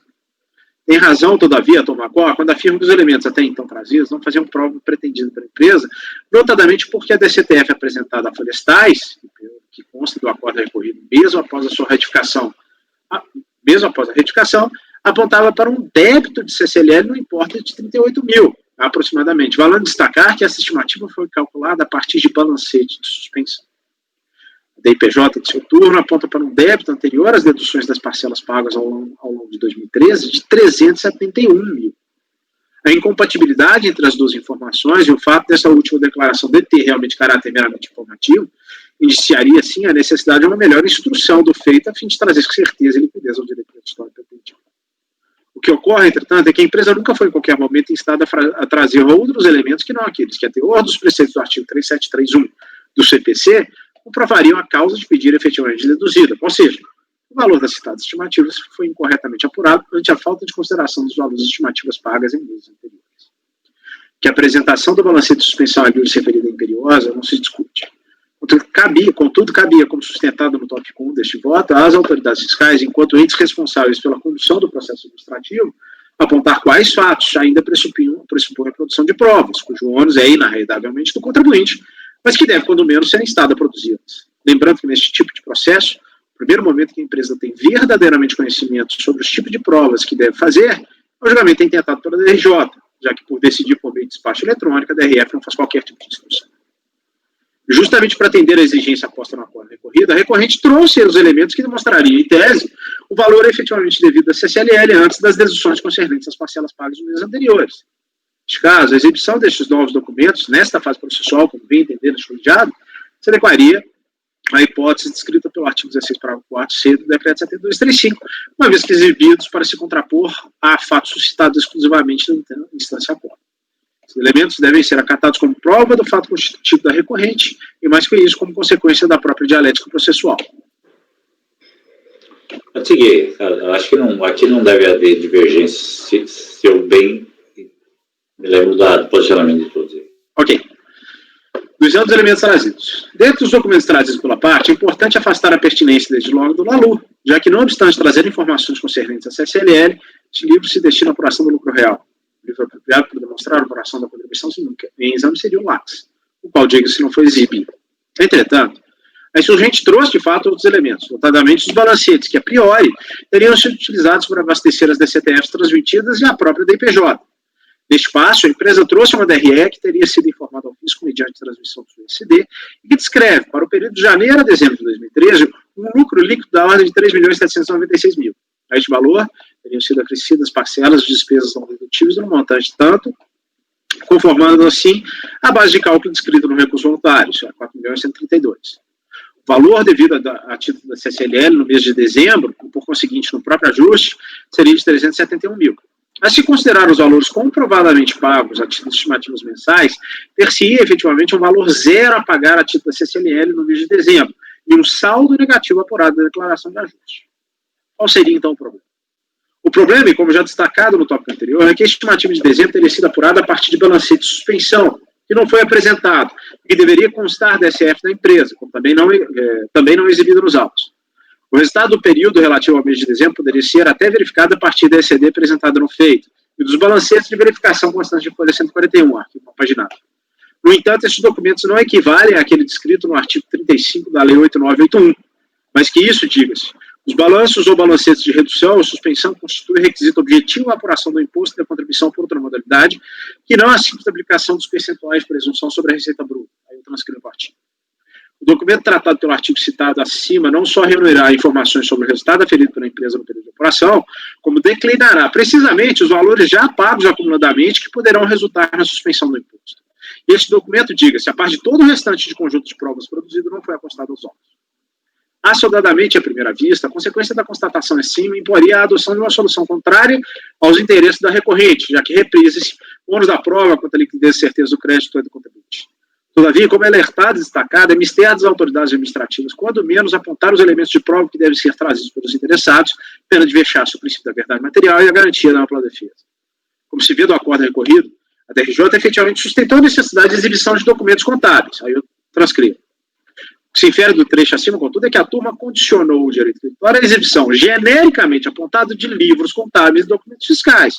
E o contribuinte, atento a isso, trouxe, se não, seus livros e documentos fiscais. A DRE é trazida, verba e graça, comprova a correção do valor descrito na DPJ e nessa esteira atenderia a premissa invocada pela DRJ. Entretanto, e agora de forma específica e objetiva, como apontado anteriormente, verificou-se que tais elementos não são suficientes para demonstrar a liquidez e certeza do direito creditório. A exigência do balanço ou balancete de suspensão, vale a insistência, é inafastável porque a pedida estimativa não foi calculada pela Receita Bruta. No entanto, este óbvio está sendo apontado apenas agora. Em outras palavras, por meio deste voto está se impondo um terceiro motivo nunca tratado no curso feito. Nesta esteira, adotar-se uma solução rasteira, como aventada anteriormente, para indeferir a pretensão por conta de fato impeditivo do direito do autor, que nunca foi especificamente apresentada à recorrente, revelaria uma inadvertida contrariedade ao princípio da isonomia processual e, por certo, incontendível violação à garantia da ampla defesa. Casos passados, já manifestaram. Aí eu falo do problema do uso da diligência para produzir prova, mas que nesse caso seria prudente ultrapassar esse problema. Termino assim. Assim, na hipótese em exame, não cabe rigidez na interpretação reta, pena desatendimento aos pedidos princípios da verdade material, da isonomia processual, da garantia da ampla defesa, mormente quando, pelo que foi exibido pela insurgente até aqui, assim uma fumaça do bom direito. Bom, gente, aí o que acontece? Eu devia ter aberto outro voto, agora que eu confundi aqui. Eu estou votando por converter em diligência. Tá? Por hora, ignora os trechos em vermelho aí. Pelo exposto, voto por converter o feito em diligência nos moldes do prefalado artigo 18 do decreto 7235, a fim de solicitar à autoridade preparadora que intime a empresa recorrente a trazer para os autos a cópia do balanço ou balancete de suspensão, tal qual previsto no artigo 35 da 8981, com base na qual apurou a estimativa mensal relativa à CCLL no mês de dezembro de 2013. E aí eu dispenso a elaboração de relatório e intimação do contribuinte. Ô, Gustavo, deixa eu te perguntar uma coisa. Aqui não é o caso, porque a apuração de dezembro, ao fim e ao cabo, é a mesma anual. O balanço de pensão, na verdade, é o balanço final. Correto? Não tem um interstício entre eles. Não poderia, diante dos elementos, considerar isso como saldo negativo mesmo e dar provimento diante dos elementos? Eu fiz. Vamos lá. Que o balanço de pensão de dezembro é o resultado. Porque, pelo que você falou, está bem documentado. Bate ali o valor da apuração com a da IPJ, né? Ficaria dispensável, vamos dizer assim, dispensável o balanço, né? O único problema é que o elenco, o balancete de suspensão ou balanço de suspensão como requisito formal. Não, mas é um requisito formal, mas ele, coincidentemente, em dezembro é o mesmo, né? Paulo, não sei. A diferença é que o RPJ é só informativo, não é, presidente? Oi? E no balancete ou balanço de suspensão são computados, inclusive, os valores pagos anteriormente a título das outras estimativas. Mas o balanço anual também. Sim, mas esse balanço anual não foi apresentado. Aquela demonstração que você deu ali no acumulado do ano até. A DRE. Mensal. DRE. Então, mensal. É a DRE mensal acumulada, né? Sim. Aí, realmente, e aí eu estou negando provimento, caso superada a diligência, apenas pelo aspecto formal.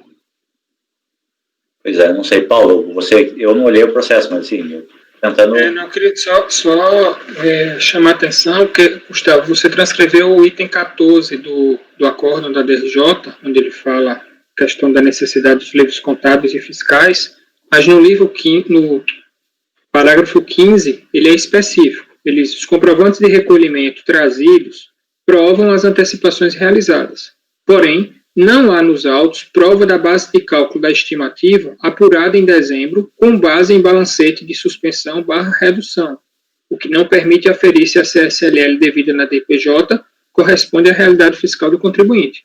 Então, a DRJ apontou especificamente, aí, explicitamente. Mais um problema. Então, eu comi mosca aí. Mas, Paulo, nesse caso aí, o balanço, a demonstração anual coincide, no caso, com a apuração do mês de dezembro? Não necessariamente, né? Existem valores que só podem ser levados para apuração anual. Você vai me perguntar agora quais, eu não lembro. Só que eu lembro eu acho que não tem. Que há uma...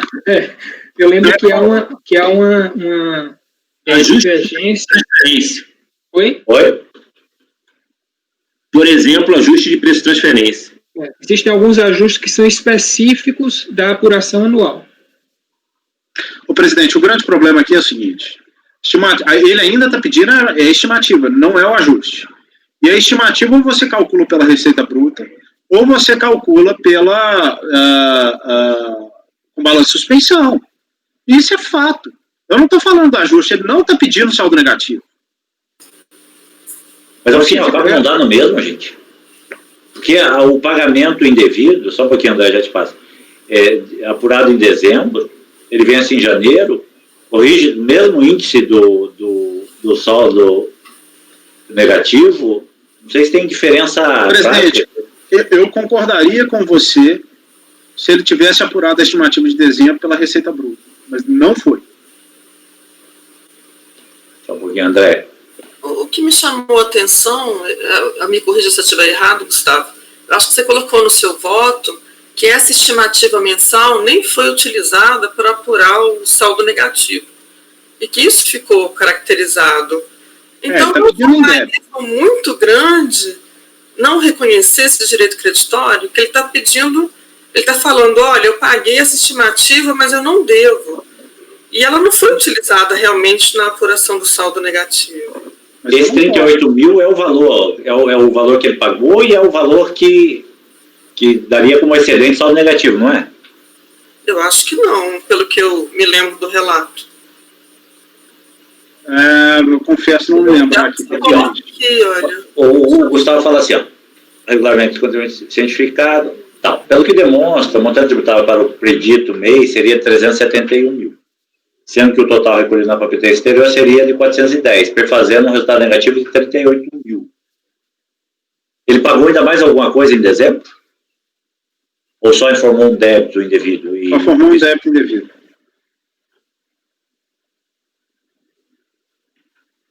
Página que está essa informação mesmo, Matosinho?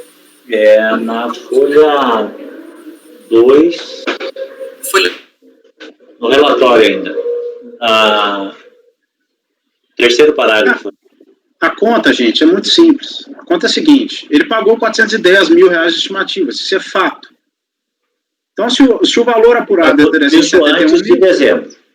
Sim, se o valor apurado for 371 mil, ele tem zero a pagar na última estimativa. Como ele pagou um DARF de 38 mil, ele tem um débito. Ponto. É isso. Só que esses 371 mil não são resultado da aplicação da alíquota da CSLL sobre a receita bruta. Isso é apuração com base em balancete de suspensão. Mas é com base no balancete que ele junta também.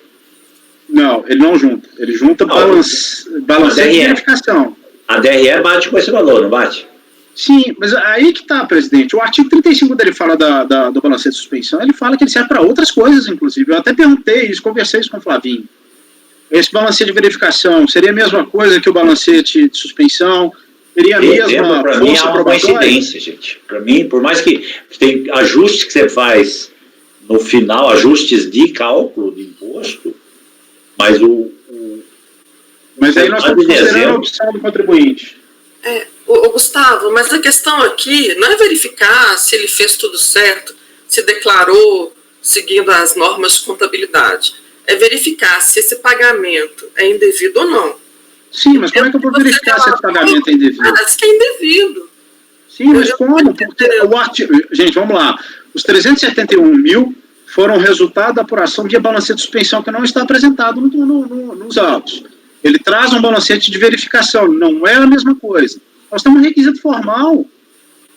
Esse formalismo, não, isso é requisito para eu fazer a apuração pela estimativa segundo o balancete de suspensão. Do contrário, minha apuração tem que ser segundo a receita bruta. Tá, vamos ver o Paulo, depois o Flávio, vamos ver aí. André, só para informação que você perguntou, ele levou esse valor daí de dezembro para o ajuste, tá? Até dezembro ele disse que o devido seria 372, só que aí lá no ajuste ele leva 410 a título de estimativa. Então, esse valor foi levado lá. Então muda de figura, sim. Ele foi levado para a composição. Flávio. Não, o que eu estou entendendo, Matuzinho, me corrija se eu estiver errado, é que, ok, eu concordo com o Gustavo que o balanceio de suspensão e redução, ele é requisito para você deixar de pagar ou pagar um valor correto da estimativa. Mas o que você está colocando aí é que em dezembro isso aí se torna irrelevante, porque como ele leva isso para o ajuste, a discussão dessa comprovação está no ajuste, entendeu, Gustavo? Não sei se... Não, mas aí eu estou mudando o crédito. Estou mudando para saldo negativo. Mas a gente aceita isso assim... Mas não é isso que ele está pedindo, ele inclusive sustenta no próprio recurso dele que não levou para ajuste, apesar Mas o Paulo está falando que ele levou, né? Tudo bem, mas ele nunca falou isso. Inclusive o pressuposto do indébito não é o valor de saldo negativo, que nem sei se tem no caso. O valor é que ele pagou a maior estimativa no mês. Ele pagou 38 mil reais em DARF quando ele não deveria ter pago nada, é isso que ele fala. Então não tem nem como controlar esse saldo negativo. Não, o problema todo é que é a estimativa que nós estamos discutindo. Ele informa um débito, mas ele não paga, né? 38 mil, não é isso? Não, ele pagou 38 mil. Não é só o 38 não é o resultado do que ele já tinha pago menos o ajuste? Não, eu me lembro não. Ele pagou 38 mil. Deixa eu ver aqui. Aquele parágrafo que eu li, ele tinha pago 410, apurou 371. Eu vi a folha 2 lá. Mas esse 410 é só depois de considerado o valor de dezembro. Ele pagou alguma coisa em dezembro? Pagou, então, é isso que ele está pedindo. O que ele está dizendo é, eu não devia nada em dezembro a título de estimativa, mas paguei. Ele não diz isso, o Gustavo diz, sendo total recolhido nas competências anteriores, teria alcançado 410. Foi isso que eu entendi. Eu não estou examinando nada, eu só estou lendo o voto. Não, foi isso que eu entendi. Foi isso que eu entendi, sim. Aí eu estou só olhando a DPJ. Na DPJ dele, em dezembro, na apuração de dezembro, da estimativa de dezembro, ele diz, valor devido 371, paguei nos meses anteriores 372. Então, não devo nada. Pelo contrário. Você sumiu. Ficou mudo de repente, Paulo. Você desapareceu. Vamos lá. Na apuração dele da estimativa de dezembro, ele diz o seguinte, eu devo 371, já paguei nos meses anteriores 372. Então, já paguei a mais 500. Então, não devo pagar nada. E aí, pelo que eu entendi, ele pagou mais 38, então ele somou esses 38 com os 372 e deu os 410 que ele levou lá para o ajuste. E o que ele está pedindo aqui no processo é esses 38 que ele pagou em dezembro, quando ele não deveria ter pago nada. É isso. A discussão é essa.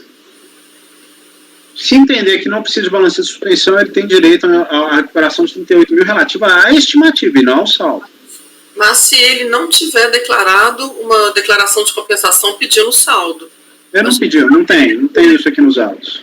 Pois é, então talvez a melhor solução realmente seja uma resolução só em diligência ou para analisar isso direito, né? Eu também acho que aqui cabe uma diligência, gente, no mínimo. Se for para não reconhecer, se não, acho que não tem ainda alguma coisa a esclarecer. Não, eu estou propondo a diligência, a despeito da identificação do meu erro aí em relação ao trecho do tem muita verossimilhança de que ele tem um crédito, seja por saldo negativo, seja por pagamento indevido. Você estava pedindo o que na diligência? Está aqui? Não, já está. Para trazer o balanço de suspensão. Ou balanço. Eu acho que poderiam ser colocados outros quesitos também, para apurar o saldo negativo, para ver qual que é realmente... O saldo negativo está na DIPJ, gente, se houver. Eu acho que teria... Isso já não é objeto desse processo. Aí eu vou fazer uma diligência completamente extrapetita. Não, mas, por exemplo, se ele não pediu isso como saldo negativo, de repente a gente mesmo, talvez não haja elemento para deferir como pagamento devido, defere como saldo negativo. Mas eu tenho uma preocupação. Aí eu estou mudando o valor de débito.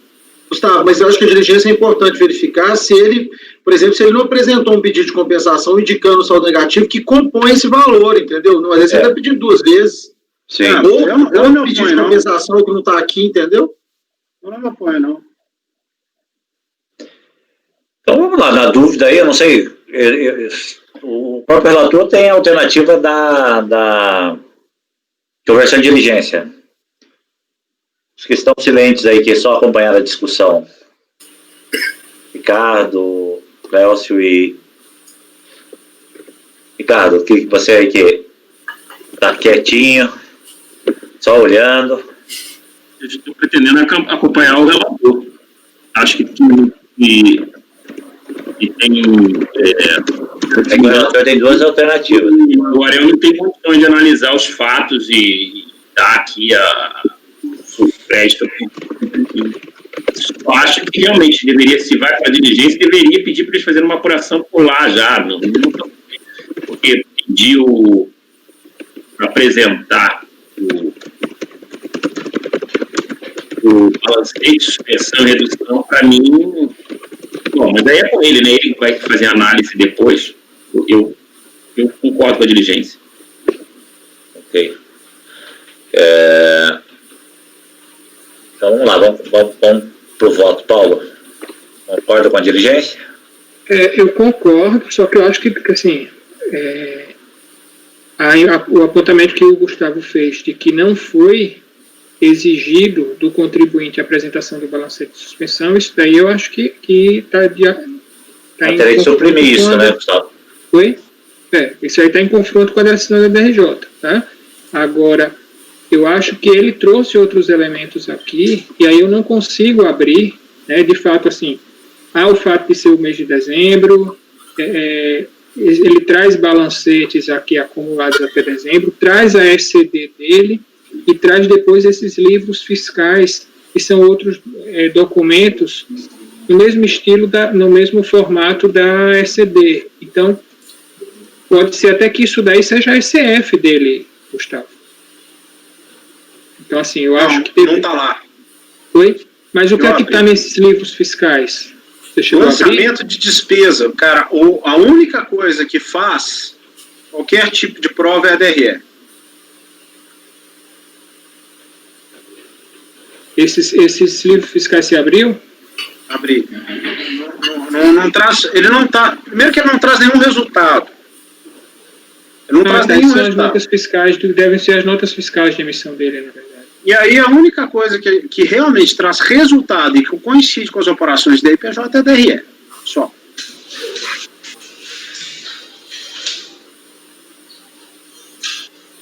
E lembrando, o balancete de suspensão pressupõe não só os resultados, mas também os valores pagos nos meses anteriores. Ele serve para isso.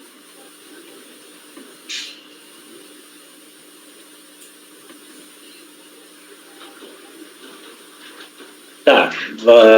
Mas, Paulo, concorda então com a diligência? O Gustavo até reconheceu aí que se for o caso da... Porque assim, eu tenho votos anteriores já na linha de negar provimento porque ele não apresentou o balancete de suspensão. Tá? Esse caso aqui tem a peculiaridade do mês, de ser o mês de dezembro, e tem esses balancetes aqui que ele trouxe, que são a princípio, são do SPED. Deixa eu só olhar o que é aqui. Qual que é o documento, Paulo? É o não paginável? São os não pagináveis os balancetes.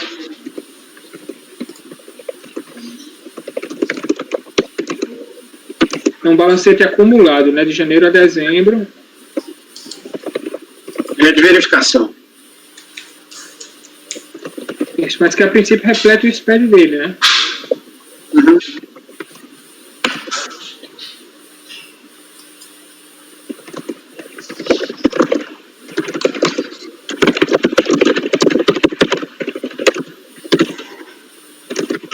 Mas não tem. Aqui não, isso não é um balancete de suspensão. Eu voto por negar provimento, tá? Em linha com o que eu já votei outras vezes. Acho que ele foi instado aqui pela DRJ a apresentar e não apresentou. Tem uma leitura equivocada desses documentos aqui. Não tenho tempo de abrir. Ricardo. Como eu já disse, a diligência, porque eu concordo em negar provimento. Estou até vendo aqui no lado que ele declara o valor que ele diz que informa o valor que é o valor que a princípio é o crédito, né, no lei, o valor declarado, né, que é o valor que ele alega que deveria ser devido, não é isso? 371? Isso. Eu converto em diligência. Ok. Flávio? Presidente, eu concordo com a diligência, eu só gostaria de acompanhar pelas conclusões, em especial das premissas lá do Gustavo, com relação à aplicação da verdade material, né? A gente já sabemos as nossas divergências quanto a isso. Então, só para me proteger aqui, eu acompanho pelas conclusões, mas acompanho relativamente. Só para fixar, Gustavo, você adota então como seu voto a diligência, ok? Divergência eu confesso que se eu tivesse feito isso aqui e me atentado para esse outro ponto, talvez eu tivesse negado o provimento, presidente. Mas eu estou até sensibilizado pela sua ponderação no sentido de que em certa medida, a DRE ela vai replicar o mesmo resultado que teria no balancete de suspensão. Acho que o balancete de suspensão é sim um pressuposto, eu não posso dar o direito creditório. Traria ele para os autos.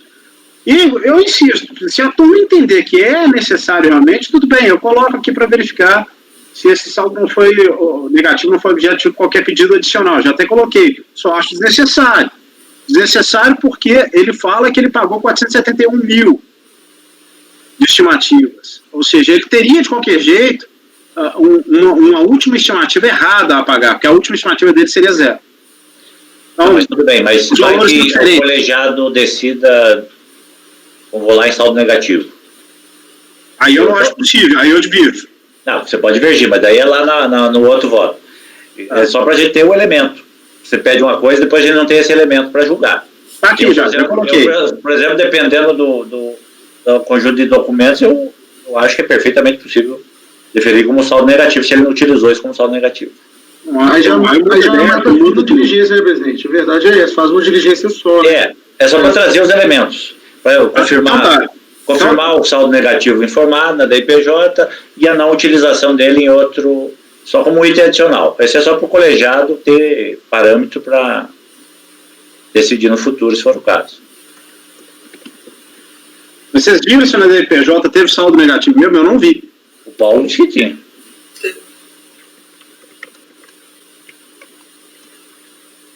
Aliás, eu não achei a DIPJ ainda.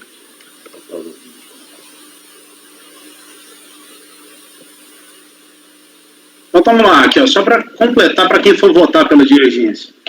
Além de intimar ela para trazer o balancete ao balanço. Confirme o valor do saldo negativo informado na DIPJ e outro sim, verifique se porventura este saldo negativo de 2013 não foi objeto de qualquer pedido adicional de compensação. Isso. Tá bom. Bom, então Ricardo já votou, né? Andréia. Eu concordo com a diligência e pode votar pelas conclusões, pela diligência? Não, concordo com a diligência. Eu acho que é muita preservada esse negócio de conclusão e diligência, né? Só para deixar mais claro, gente, eu só suprimi aquela parte em que eu falo que a DRJ não apontou o balancete de suspensão, tá? Eu estou meio que acolhendo o que o Matosinho colocou em relação à estimativa mensal de dezembro, que nessa esteira reflete o resultado apontado no DPJ. Beleza. Eu acompanho a diligência. Célcio? Presidente, eu vou acompanhar também a diligência. Fabiana? Eu também acompanho a diligência, mas eu também gostaria de acompanhar pelas conclusões, sim, em função da questão da verdade material, que eu discordo do Gustavo. Ok. Você quer pelas conclusões também, André? Você que sabe, eu só falei que eu... Então eu vou também pelas conclusões. Ok. Então vai ficar por maioria de votos converter a diligência, vencido o Paulo, votando pelas conclusões os conselheiros Flávio, Fabiana e Andréia. Correto? Eu que negava o provimento, né? Senão o pessoal vai perguntar. Sim, você negaria provimento. Vou fazer a anotação. Acho que a gente podia interromper, né? São 12h28. Voltamos às 14 horas. Ok? Ok. Então, confirmando o julgamento apenas desse item, conversão de diligência por maioria, vencido o conselheiro Paulo que negava o provimento, item 20, vai se refletir no 21, 22 e 21 e 22. A gente vai retornar às 14 horas com a sequência do item 23. Eu peço apoio para suspender a gravação.